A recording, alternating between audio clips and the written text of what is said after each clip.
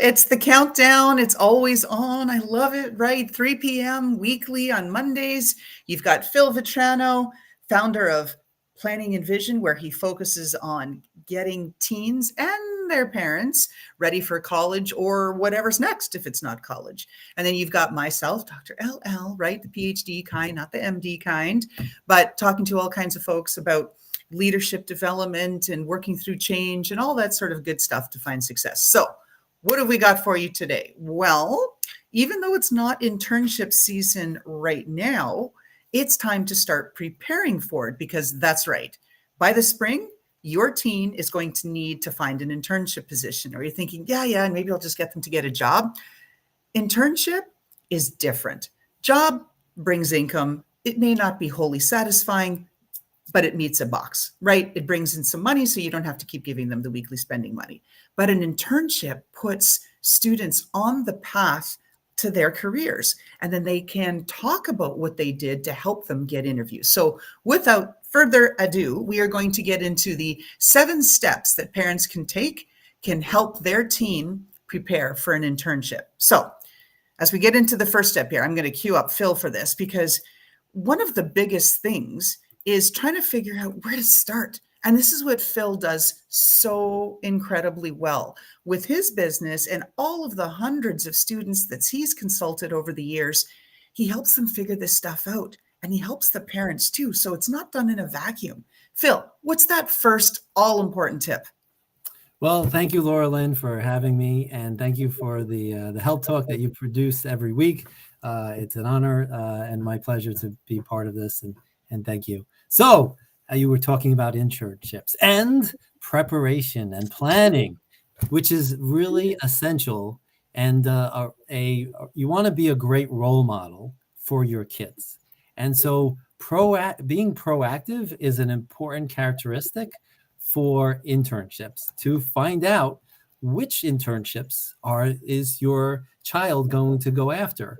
And the first thing, step number 1 is what is that career interest and goal that they have. And so I've met a lot of students who have ideas of what they're interested in. And I've met a lot of students who have no idea what they're interested in. And so how are you as a parent facing this challenge when your student may not be prepared to answer that important question, which parents and families ask all the time, and or your grandparents are asking their kids is, what are you going to do when you grow up, Phil? Right? What are you going to do when you grow up? And this is the burning question that kids may not be wanting to hear at dinner conversations when they're put on the spot, when you may have not prepared them for answering that question. So no one likes to be put on the spot, especially if you're a young teenager.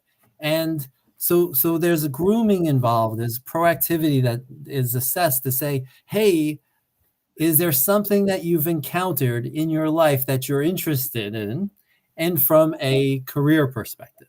And so they've gone to retail stores. They've been exposed to customer service. They've been exposed to the grocery stores. They've been exposed to retail stores.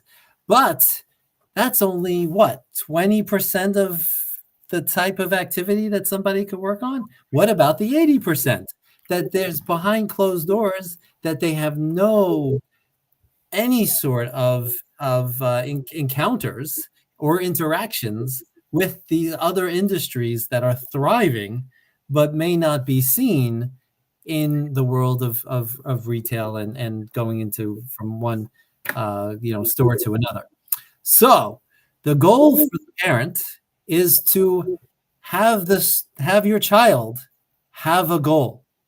Their goal is to identify what their interests are in the world of careers, subjects, topics, categories that they are engaged in to be interested in. And when I'm talking with students and I'm providing them with topics and categories, and something lights up in them that they want to learn more about, but never had been asked this question, or they may have the idea and they'll share it with you, and they've shared it with you before, but they've never done anything about it.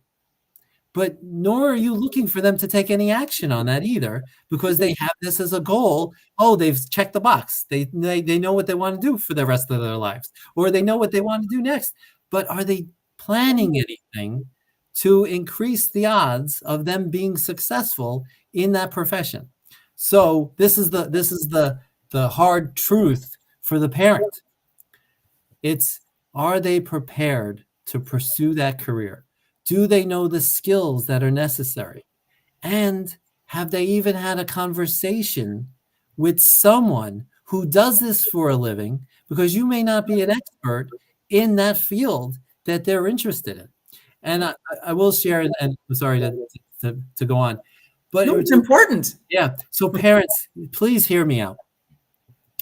Please support your child in any pursuit that they're interested in, even if it's so far-fetched, but show them the process of going through that activity so they learn, if this is not what they want to do, that they knew how to take the steps to pursue that. So if they want to be a magician and you just dismiss it without taking it seriously as an opportunity, okay, let's get connected with a magician. Let's go to the yellow pages. Let's go to Google. Right. Let's find that magician. And that is your first step to help your child and support them in knowing and understanding that there's a process that they should be following if they want to increase their likelihood of success. If you just dismiss it and just say, oh, they want to be a magician, okay, am I going to change their mind as soon as possible? Or am I going to support this activity and really learn from it and go through that exercise? Because your parents may not have been as supportive as the coaching that we're providing now and the steps, the critical steps to get this internship for your kids.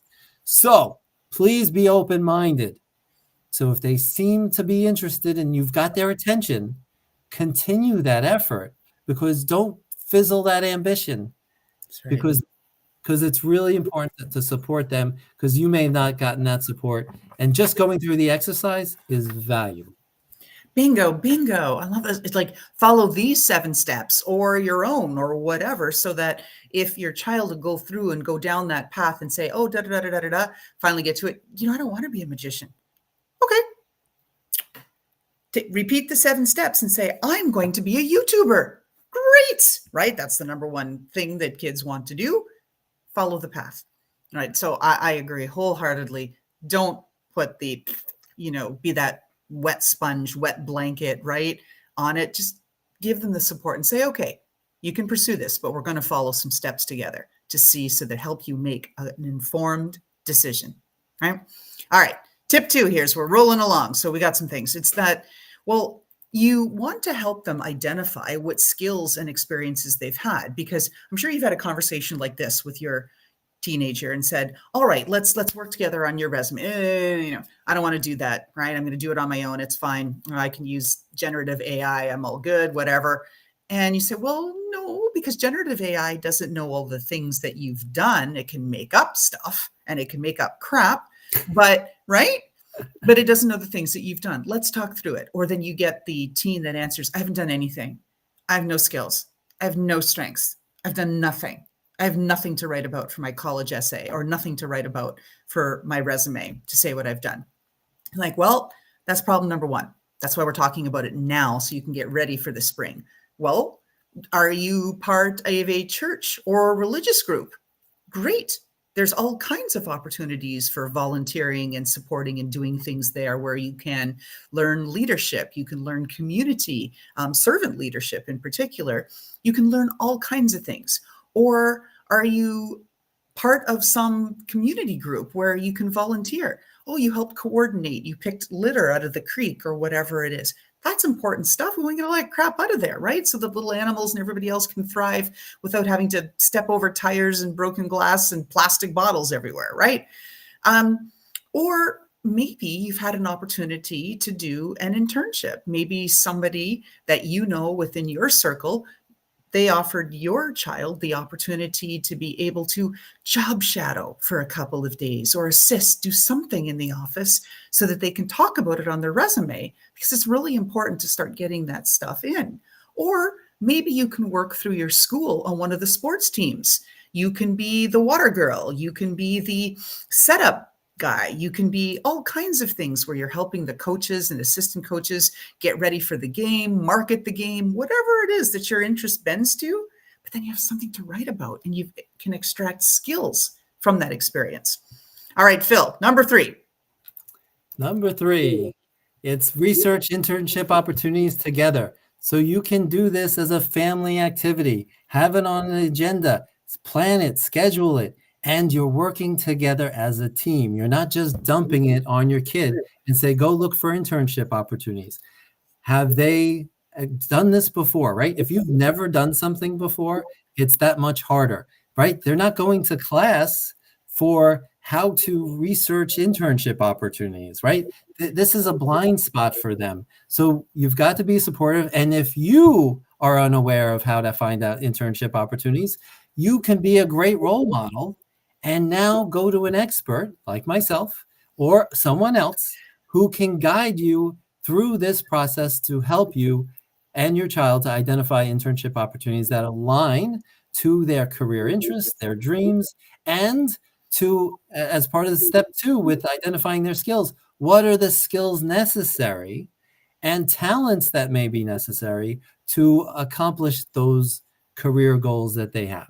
And certainly from the step 3 is that what are those internship opportunities look like? So if we stick with the magician, we go to an accountant, whatever that may be, is to identify people in your network or people who live close by. So for example, I just had a student who was interested in being a veterinarian. And what did I do? I looked at her town and I found 3 veterinarian hospitals. She has not pursued this dream. She never shared this with her parents. Now her parents know that she's interested in veterinarian. And I've sent out 3 emails to the hospitals to ask for them for internship opportunities for the student. And so without this guidance and support and help from either a parent or from a coach, they won't know how to go through this process. You ask yourself, can your teenager talk to any adult? And if they can't, because they've been taught not to, not to reach out to adults because they're strangers, you're not really setting them up for career success, because in the career world, it's who you know that's going to help you with opportunities. So if your child is not working with adults, how are they going to find internship opportunities? They're not going to interview with their classmates for an internship opportunity. So they obviously have to be prepared and they have to be interested in talking to other adults. And it's the preparation of that activity that's really important. So the more adults that you get them in front of, the better off they're going to be. So this is part of researching internship opportunities together. And I could add, they may be lacking soft skills. So you might want to help them with that or send them to get programs on that, right? Because it's tough to go and talk to a stranger and position yourself and sell yourself and all of that. Get all of that. All right, let's keep moving along here. So tip number 4, how do you prepare for the application process? So this probably involves some structured time with your teenager where you sit down and you look and say, oh, what does the application need? Oh, it needs a cover letter, or it needs an essay, or it needs a resume, it needs a whatever. So at least do the research with your teen and say, okay, let's make a checklist together. These are the things that need to be done. Boom, boom, boom, boom, boom. Then, depending on where your teen is at, right? Every teen is different. Some may say, yeah, look, Ma, like I'm totally independent. I got this. I got the checklist. Go away. I'll use some Gen AI. I'll figure it out. I'll go on YouTube. I'll watch some shows. I'll figure it out. I know what I need to do. So if your teen is hands off like that, I'll go figure it out and say, okay, what's a reasonable deadline? Should we talk about this again in 1 week? When do you think you'll have this checklist completed? So you're giving them some authority and some responsibility and accountability, and they are setting the terms, right? So that works that way. Now, if your teen is just completely opposed to the idea, I am not sitting down every day after supper and sitting there and doing 30 minutes a day until we get this out. I'm going to do things on my own time because things change every day. And I might be on like Instagram for a while after supper, like, I don't know, right? Or going and playing a game or whatever I'm going to do, right? So what you can do is use unstructured time. If you have a dog or the weather is reasonable and you have a weekend opportunity or after school or whatever, walk with your teen. Doesn't have to be a 20-mile hike. We do that in our house and, everybody's half dead by the end of it. And, we accomplish nothing. Making it home alive is the goal. But, when we achieve that, we're like, huh. But it's that informal time where you can have the conversation. So you're not sitting down and being methodical about it, even though you've planned it all. You make it look contrived, casual. So let's talk about the application process and what you need and, where it is and the kind of things you like. And so you're having that informal conversation and keeping it easy. That's the best way to do it. And then have them set the deadlines. All right. So we've got some comments here. So we've got Christine Bernat, who is just wonderful helping people with anxiety. And she's a huge part of HELPipedia here on youth development. And she's saying exactly, echoing what Phil said, it's really important to figure out what your child wants and needs. And then she also adds, yes, give them a deadline. Let them make the decision, and just small little decisions, one checklist item at a time so that they're in charge. All right, Phil, next tip. What do we got? All right. So preparing for that interview, when they get it from the internship opportunity, and now they're meeting with the person who's making the decision of whether or not they're going to intern there or not. So they've got to be prepared. And so again, adult conversations, preparing them, and they'll have to share their goals and their interest and why are they there. And so they've got to do an eloquent job, be polished in preparing for that answer. And yes, they've got time to prepare and practice this as they are going through this process of looking for internships, to make sure that they understand what their goals are and what objectives they have in going after this internship. And if they can't explain why, they're not ready for that interview.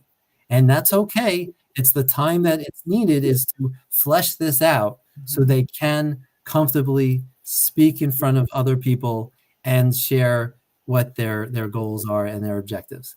So they're also preparing for those common interview questions. Tell me about yourself. And then they may give you situations that if you're in this situation, what would you do? So they've got to be prepared for those different types of scenarios, especially work scenarios. They've got to know their resume inside and out. Most interviewers are just working off that resume. And if you have an accomplishment, you've got to share that quick story of an overview of the details of that accomplishment. So be prepared to share the details of that accomplishment, because they're interested in how you're able to communicate with them and whether or not it makes sense for them when you're sharing your accomplishments from your resume.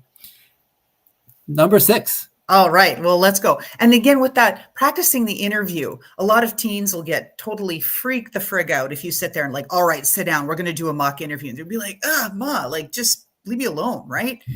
So what you can do, again, use the walk, use car time, because you don't make eye contact, and you can be driving, like, hopefully not like Toonces behind the wheel or anything, but you're driving and focused on the road and all the distractions, saying, all right, like, let's pretend. So, okay, Phil, tell me about yourself, right? I don't want to, like, oh, come on.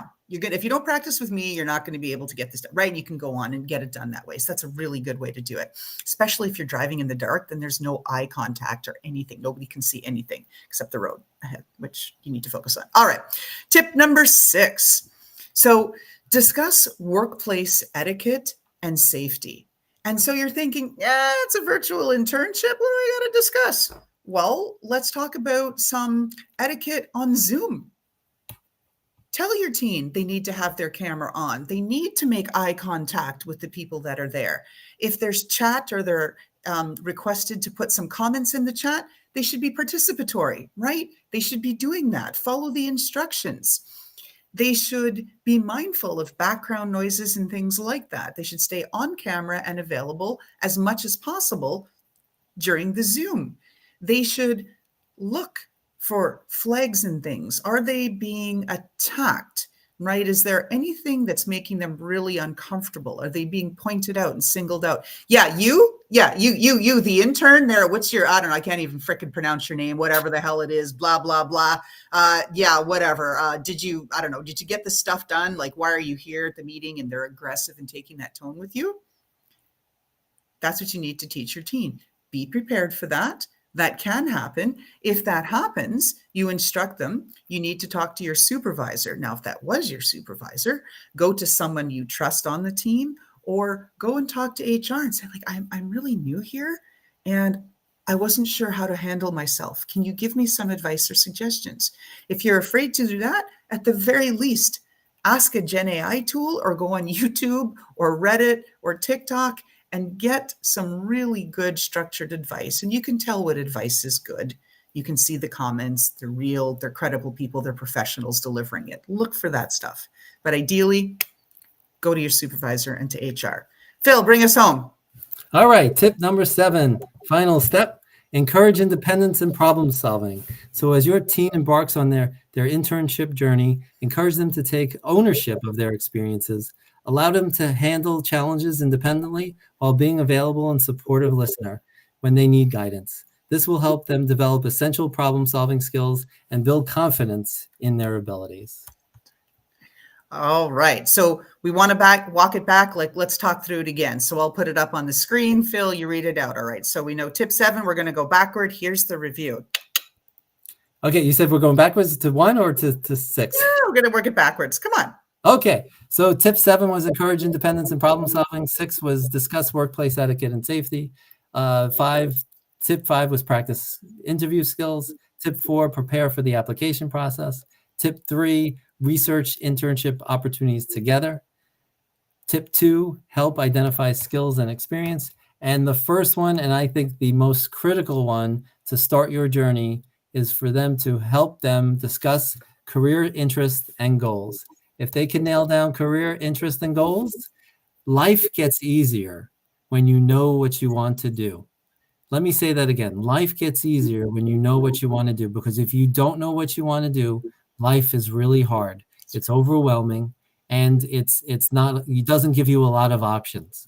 So if you are able to help and support your son or daughter and treat them like the CEO of their career, where they are identifying topics and categories that they're really interested in and passionate about, and they can be a subject matter expert in, provide them the necessary support and invest in your kid in everything and anything associated with that skill set and career, and see if this is for them. And they'll know as they're investing more time into this, into looking into their career explorations. And there's ways that you can do it. You can hire somebody like Phil, who is an expert in this area, and guide your child. You can work through other YouTube programs and follow a stepwise methodology and be there with your team hand in hand, taking them through it. But again, leaving them a little bit of slack so that they can do some of it themselves, and allow them to fail and set timelines and things like that so that they're held accountable to it. That's how they need to learn, because you're not going to be there doing the internship for them. The other thing that you can do, and this is where HELPipedia, Phil, grab our logo up there, doot, doot, doot. HELPipedia comes in as lovely.